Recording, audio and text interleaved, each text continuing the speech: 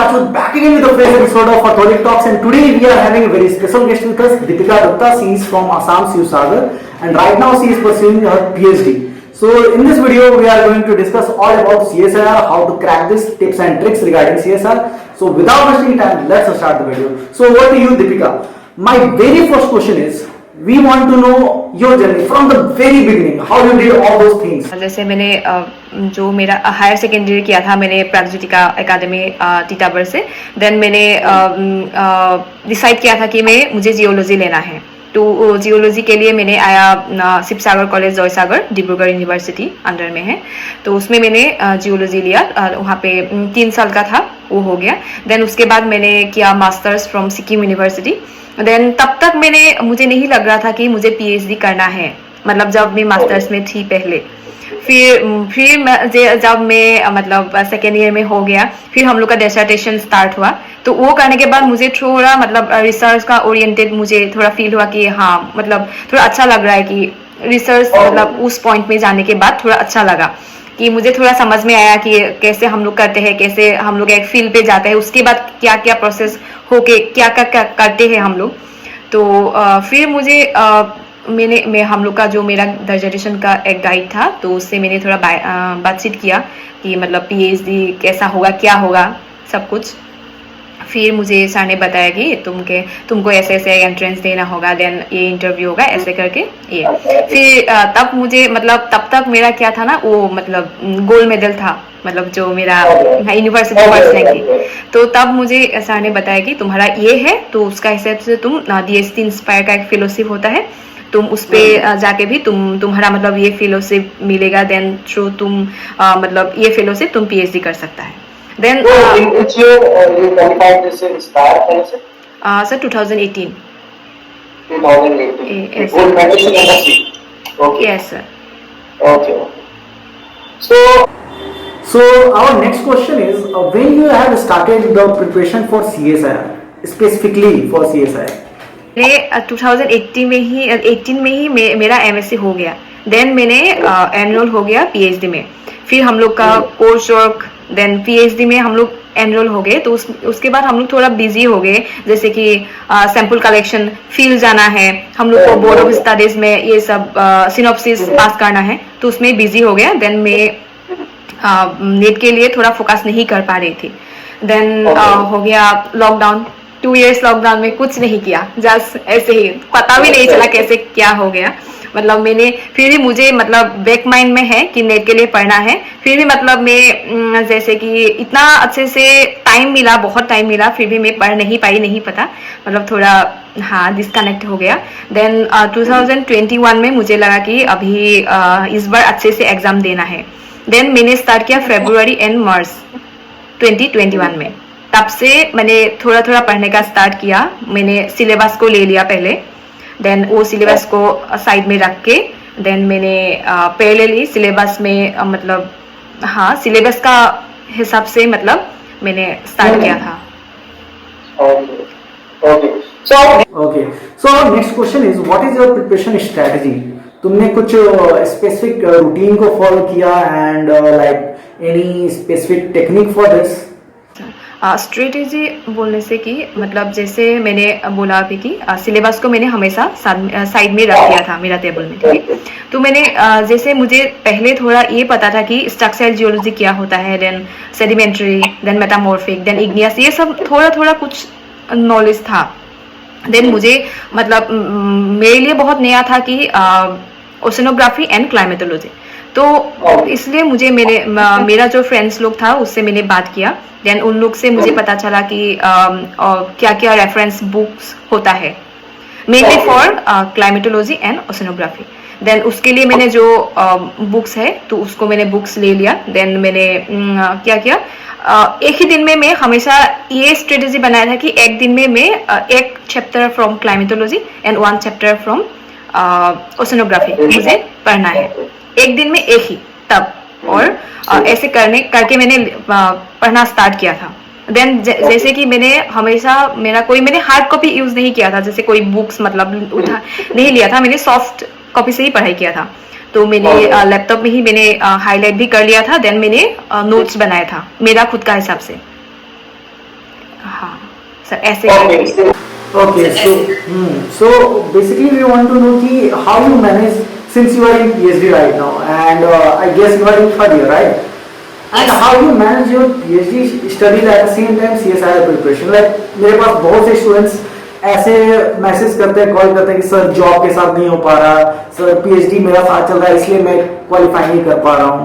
And here in your case you did this, but we just want to know कि कैसे, आखिर कैसे PhD studies at the same time, क्योंकि PhD में आप बहुत स्पेसिफिक हो जाते हो to certain topic, it's not broad like CSIR की सिलेबस की तरह ये ब्रॉड नहीं है।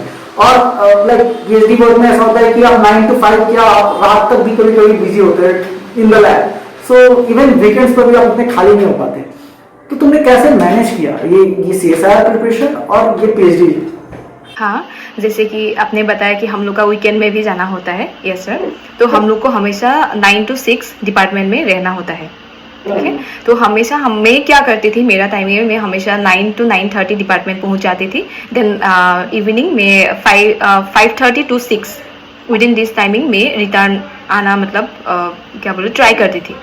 देन आने के बाद मैं हमेशा मतलब 1 hour का गैप लिया ही था। आके ही मैं तुरंत मतलब फ्रेश होके सो जाती थी, तुरंत ही आके 1 hour मुझे मतलब नैप टाइम चाहिए होता था। फिर आके मैंने पूरा डायरेक्टली आके ही मैंने सो जाती थी। देन आके मुझे हमेशा 1 hour, जैसे कि मैं जितना टाइमिंग में रिटर्न आऊंगी उससे मतलब अलार्म लगा के मैं 1 hour ही ले लिया था। तुरंत उसके ही मैंने फिर पढ़ना स्टार्ट किया था। मतलब जैसे कि मैंने पीएचडी का काम डिपार्टमेंट में ही छोड़ के आया था। जैसे कि जो भी करूँगी, जो भी होगा, जैसे कि लैब वर्क होगा, पेपर रिलेटेड कुछ होगा, मतलब जो भी काम होगा मैं डिपार्टमेंट में ही करके फिनिश करने का ट्राई करती थी। देन रूम पे आने के बाद मतलब नेट के लिए पढ़ाई, और मतलब डिपार्टमेंट का अगर काम भी होगा फिर नेक्स्ट डे जाके ही, अगर सर ने कुछ दे भी दिया होगा फिर नेक्स्ट डे जाके ही मैं डिपार्टमेंट में ही करती थी। तो ऐसे करके ही सर मैंने दोनों को मैनेज किया था। Okay, so I just want to say my viewers कि आपके पास इतना सफिशिएंट टाइम होता है। सी मतलब दीपिका के लिए भी 24 आवर्स का ही डे, बट इन्होंने टाइम को मैनेज किया, राइट? तो आपके पास आप डजंट मैटर कि आप एमएससी में हो। बहुत स्टूडेंट ऐसे भी हैं जो बोलते हैं कि सर एमएससी वर्क से उनको टाइम नहीं मिल रहा है, कि मतलब वहीं एग्जाम चल रहे हैं, टेस्ट आ रहे हैं, क्लास वर्क की बहुत ज्यादा लोड हो रहा है। यहाँ आप देख सकते हो कि you are doing PhD, like कैसे इन्होंने मैनेज किया। Okay, so our next question is, have you joined any coaching classes before regarding CSIR preparation? If yes, then like क्या उसने help किया for CSIR especially? सर मेरा थोड़ा एक geology में एक पार्ट में थोड़ा वीक पॉइंट था, वो है क्रिस्टलोग्राफी एंड मिनरलोजी। तो उसके लिए मैंने थोड़ा नेट पे चार्ज भी किया था। फिर मुझे एक मिला कोचिंग था, वो academy of art science from Bhopal. तो पर वो गेट ओरिएंटेड था, उसमें कोई मतलब क्लाइमेटोलॉजी एंड ओशनोग्राफी, हाँ वो लोग नहीं पढ़ाते हैं उसमें, ठीक है। तो उसमें मुझे लगा कि मतलब फिर भी मुझे लगा कि जैसे भी वो लोग नहीं भी पढ़ाएगा, फिर भी मुझे लगा मेरा जियोलॉजी का पॉइंट ऑफ व्यू से अगर मैं देखूं तो मेरा क्रिस्टलोग्राफी एंड मिनरलोजी थोड़ा वीक था, मुझे समझ में नहीं आता था। फिर भी क्वेश्चंस प्रीवियस ईयर क्वेश्चन में मैंने देखा था। फिर मुझे लगा कि जो भी हो जाए मैं ये कोचिंग को ले लेती हूँ, तो मैंने ले लिया। फिर मतलब हाँ वही हुआ, उन लोगों ने जस्ट जियोलॉजी पार्ट ही पढ़ाया है, उन लोगों ने मतलब वो ओशनोग्राफी एंड क्लाइमेटोलॉजी नहीं पढ़ाते हैं। फिर भी मतलब मैं कोचिंग से मुझे ये तो हेल्प हुआ कि मैंने क्रिस्टलोग्राफी एंड मिनरलोजी पार्ट मुझे बहुत अच्छे से समझ में आया, including sedimentology, metamorphic igneous and all. Yes sir. Okay, so like what is your message to the student जो कि currently prepare कर रहे हैं for CSIR exam, basically this June exam, क्योंकि अब हम देख रहे हैं कि हमारे पास 2 month almost है for this June। तो अभी क्या करना चाहिए, क्या स्ट्रैटेजी होनी चाहिए for those जो अभी एमएससी में है, for those जो एमएससी कंप्लीट हो चुका है और जिनके पास एक्सपीरियंस है। So तुम्हारा क्या मैसेज होगा, कैसे तैयारी उनको करनी चाहिए? मतलब हमेशा एक कंसिस्टेंसी सर मेंटेन करना ही पड़ेगा। जैसे कि ये नहीं करना है कि मैं आज कितना टाइम पढ़ा, कितना आवर्स पढ़ा, उस पर डिपेंड ना होके मतलब मुझे खुद को देखना है कि मैंने कितना पढ़ाई किया सिलेबस से और मेरा कितना भी पढ़ना बाकी है। पर सर पहले रिवीजन इज इम्पोर्टेंट, मतलब रिवीजन करना ही है। जैसे कि मेरा टाइमिंग में मैंने ऐसे किया था, जैसे वीकडेज में मैंने पढ़ लिया था, नोट्स बना लिया था, फिर जो वीकेंड होता था जैसे सैटरडे एंड संडे, तो उस टाइमिंग में मैंने पढ़ भी लिया था, साथ साथ में मैंने जितना पढ़ाई किया था उसको मैंने रिवीजन किया था। जैसे मैंने वीक मतलब जैसे 1 वीक का पढ़ लिया, वीकेंड में मैंने उसको रिवीजन किया, नेक्स्ट वीक का मैंने पढ़ लिया, देन वीकेंड में मैंने उसको रिवीजन किया था।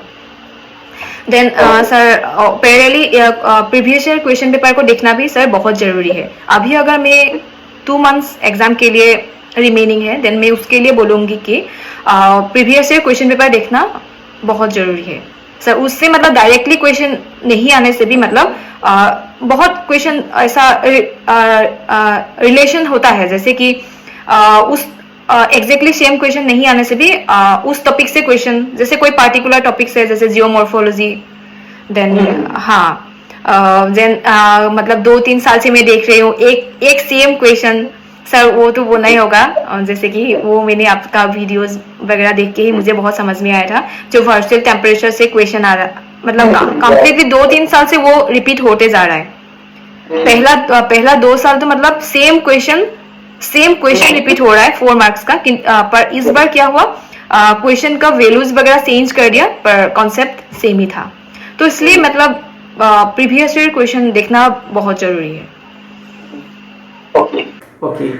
So my next question is, since you are a student of Artholic Academy too, so how we help you regarding this CSIR?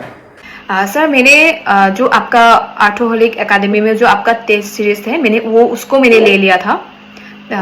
Sir उसमें क्या है ना, जैसे कि मैंने एक चैप्टर पढ़ लिया इधर फ्रॉम क्लाइमेटोलॉजी और फ्रॉम ओशनोग्राफी। देन उसका आपका टेस्ट सीरीज में मुझे क्या हेल्प हुआ था कि आपने जितना भी क्वेश्चंस है उस चैप्टर से निकल सकता है, वो पूरा का पूरा क्वेश्चंस आपने निकाल के रख दिया था। तो जब मैंने एक चैप्टर पढ़ लिया, तो उसके बाद मैंने पढ़ने के बाद मुझे कितना अंडरस्टैंडिंग हुआ या मैं कितना याद मेरा हुआ, तो उसको मैं इवैल्यूएट करने के लिए मैंने आपका मतलब टेस्ट सीरीज को निकाल के उसको मैंने सॉल्व किया था। जितना आपने टाइमिंग दिया था, जैसे 20 क्वेश्चन होने पे कितना टाइमिंग आप देते हैं, तो उस टाइमिंग का अंदर मैंने उसको पैरेलली मतलब सॉल्व करते जा रही थी तब। And like how our videos help you, like YouTube free videos, how those help you? कि जैसे आपका वीडियोस में जो टाइड है, वेव्स है, आपने एल नीनो ला नीना, देन मतलब जो जितना भी आपने कोई वीडियोस डाला है, तो वो मतलब कंप्लीटली क्वेश्चन पेपर से रिलेटेड है। जैसे कि हम लोग अगर कोई क्वेश्चंस आ रहा है या मतलब जैसे कुछ भी समझ में नहीं आ रहा है, जैसे कोई एक टॉपिक हो गया, तो आप मतलब उसको एग्जाम ओरिएंटेड अपने जैसे वीडियोस में अपलोड करके रखा है, उसने मुझे बहुत हेल्प हुआ था। कोई ऐसा टॉपिक्स है जो मतलब हम लोग अलग तरीके के पढ़ते हैं और एग्जाम में आते हैं थोड़ा दूसरा पॉइंट ऑफ व्यू से, तो वो मुझे आपका वीडियो से बहुत हेल्प हुआ सर। हाँ sir. So finally I want to ask कि would you like to suggest some books for our student जो तुमने फॉलो किया, which are the best book for CSIR? Sir books तो बोलूंगी जो ओशनोग्राफी के लिए है ट्रूजिलो एंड ट्रूमैन, देन जो मैंने रेफर किया था, देन क्लाइमेटोलॉजी के लिए है आरहेंस, देन मैंने एक बुक्स रेफर किया था माइक्रोपैलियोंटोलॉजी बाय पीके सरस्वती। सर इस बार अगर मैं खुद का मतलब एक्सपीरियंस से बोलूँ तो इससे बहुत क्वेश्चंस आया था इस बार। 4 मार्क्स का ऑलमोस्ट 12 मार्क्स आया था माइक्रोपैलियोंटोलॉजी से। उससे मतलब मैंने पीके सरस्वती का बुक उसको मैंने पूरा पढ़ ही लिया था ऑलमोस्ट, तो उससे मुझे बहुत हेल्प हुआ। ऑलमोस्ट वो 12 मार्क्स मुझे मिला है पार्ट सी में। तो देन मैंने जो मेरा स्ट्रक्चरल जियोलॉजी है उससे मैंने एमएससी का टाइमिंग में ही थोड़ा मतलब मेरा था कॉन्सेप्ट, देन और थोड़ा अच्छे से होने के लिए मैंने रेफर किया था टीके Biswal sir from IIT Bombay sir का वीडियो मैंने देख रहा था। देन मैंने उसके लिए कोई पर्टिकुलर बुक्स मतलब जैसे कि है हाकन फॉसन करके है, हम लोग एमएससी में यूज करते थे। देन सेडिमेंटोलॉजी के लिए जो है सैमबॉक्स, देन इग्नियस एंड मेटामॉर्फिक के लिए जेरी विंटर, ऐसे ही करके सर मतलब यूज किए थे। हाँ मैंने तो सर कंप्लीटली जो पेलियोंटोलॉजी है तो उसको मैंने कुछ भी नहीं देखा था, वो तो मैं मतलब मैं टॉपिक को छोड़ ही दिया था। So whom do you want to give credit for this achievement? Okay sir credit बोलो तो सर हम लोग का जो यूनिवर्सिटी का टीचर्स लोग, देन मेरा बहुत सारे ऐसे फ्रेंड्स लोग भी है जो मतलब मैं अभी कभी कभी ऐसा हो जाती हूँ कि पढ़ने के बाद फिर क्वेश्चन पेपर सॉल्व करने के बाद भी मुझे ऐसा फील हो जाता है कि नहीं होगा तो क्या होगा, नहीं होगा क्या इस बार। तब मैं उन लोग को पूछती हूँ कि मतलब क्या होगा, मतलब तुम ये कैसे सॉल्व किया, क्या किया। तो उन लोग ने भी मतलब डिपार्टमेंट में ही बहुत हेल्प किया था मुझे। और मतलब आउट ऑफ डिपार्टमेंट भी मेरा एक फ्रेंड है, तो वो भी मतलब जैसे कि मैंने अभी बोला पीके सरस्वती वाला बुक उसने ही मुझे रेफर किया था। उसने मुझे खुद बोला कि दी ऐसा एक बुक है, आप पढ़ के देखिए। तो मैंने मतलब वो बुक मतलब खुद ही मतलब बहुत अच्छा है पढ़ने के लिए। ऐसा नहीं कि एग्जाम के लिए पढ़ना है, पर वो बुक पढ़ने के बाद ही मतलब ऐसा लगता है कि हाँ हम लोग ऐसे भी पढ़ सकता है, एग्जाम अगर ना भी हो तो। ऐसे ही करके फिर मतलब कभी कभी ऐसा होता है कि कुछ टॉपिक मुझे समझ में नहीं आता है, कुछ भी ऐसा होता है कि मतलब कहीं पे अगर डायरेक्टली यूट्यूब में देखना चाहती हूँ तो नहीं मिलता है। फिर मतलब ऐसा होता है कि कभी कभी यूट्यूब में देने के बाद आपका वेबसाइट में मिल जाता है, आपका यूट्यूब वीडियोस में मिल जाता है। सो उससे भी मतलब ऐसा है कि ऑलमोस्ट मैंने अपने जितना भी दे के रखा है, जितना भी वीडियोस अपने अपलोड करके रखा है, मैं सब कुछ एक एक करके देखा है। तो उससे मुझे बहुत हेल्प हुआ है, बहुत हेल्प हुआ है sir. Okay, so at last, like you want to add anything from your side for our students? कुछ भी हो अगर बता सकती हो, anything else? सर जैसे कि मैं अभी पीएचडी कर रही हूँ पैरेलली मेरा, हाँ नेट के लिए भी मैंने पढ़ाई किया। तो ऐसा नहीं है कि हम लोग पीएचडी करने के साथ साथ नेट नहीं निकाल सकता है, ऐसा नहीं है, हम लोग कर सकता है। पर उसके लिए हम लोग को थोड़ा टाइम खुद को ही मैनेज करना होगा और खुद को ये देखना होगा कि मुझे क्या आता है और क्या नहीं आता है। जो चीज आता है या जो पार्ट मुझे आता है उसको दोबारा पढ़ने का जरूरत नहीं है, उसके लिए दोबारा टाइम मतलब वेस्ट करने का जरूरत नहीं है। जो नहीं आता है उसको टाइम देना है हम लोग को। और रिवीजन बहुत जरूरी है, हम लोग जितना रिवीजन करेंगे उतना हम लोग को याद रहेगा। जैसे कि ऐसा होता है हम लोग ने पढ़ लिया पर रिवीजन नहीं किया तो वो एग्जाम में जाके हम लोग को मतलब हम लोग भूल जाएंगे, तो ऐसा हो सकता है। तो रिवीजन जरूरी है, देन पढ़ना तो पड़ेगा ही sir, there is no way out. Then previous year question paper. So thank you Deepika for this wonderful interview. I hope कि हमारे स्टूडेंट्स को इससे बहुत सी नॉलेज मिली होगी, टिप्स एंड ट्रिक्स पता चली होगी। And let me tell you guys कि आप कर सकते हो। इवन इफ जून में एग्जाम है, 2 months are left, you have sufficient time for right now. आप कोशिश करो, स्टार्ट करो आज से, होगा पक्का होगा। It's my promise and I am here to help you. And toppers like Deepika and all others toppers, मेरे टोटल 23 स्टूडेंट्स हैं जिन्होंने क्रैक किया, उनके भी वीडियोस बहुत जल्द आएंगे। द रीजन इज कि मैंने दीपिका के साथ पहली वीडियो बनाई क्योंकि इन्होंने वो चीज किया है जो और स्टूडेंट्स ने नहीं किया। इन्होंने पैरेलली क्लियर किया। I know I am a PhD scholar और आई नो कि कैसे फील होता है एट द सेम टाइम जब आप पीएचडी भी कर रहे हो उस समय प्रिपरेशन भी कर रहे हो। Both are difficult, both are like 2 poles apart. तो कैसे ये करना होता है at the same time, it's really difficult. और आज आपको पता चल गया finally. So thank you once again Deepika, and again हम लोग मिलेंगे। एंड आई होप कि you are there for our students, तुम हमेशा हेल्प करोगी। And thank you very much. Thank you sir for inviting me. Thank you sir. चलो sir, bye. Okay.